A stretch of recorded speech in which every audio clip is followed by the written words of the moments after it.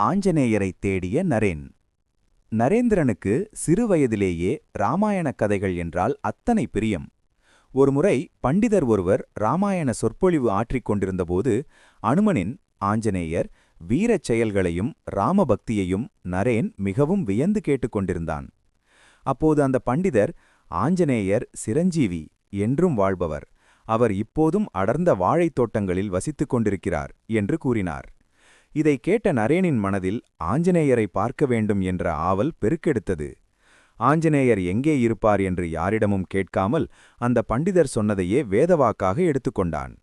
சொற்பொழிவு முடிந்ததும் நரேன் நேராக வீட்டிற்கு அருகிலிருந்த ஒரு பெரிய வாழைத் தோட்டத்திற்குச் சென்றான்.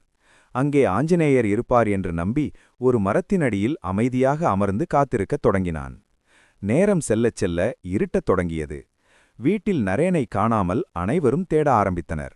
நீண்ட நேரத்திற்குப் பிறகு வாழைத் தோட்டத்தில் நரேன் ஏமாற்றத்துடன் அமர்ந்திருப்பதை அவனது தாய் கண்டார்.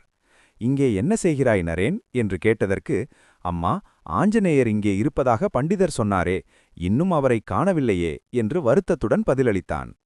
அவனது மழலை கலந்த பக்தியைக் கண்டு புன்னகைத்த தாய், "குழந்தாய், ஆஞ்சநேயர் இப்போது ராமருக்கு ஏதோ உதவி செய்யப் போயிருப்பார், அதனால்தான் வரவில்லை.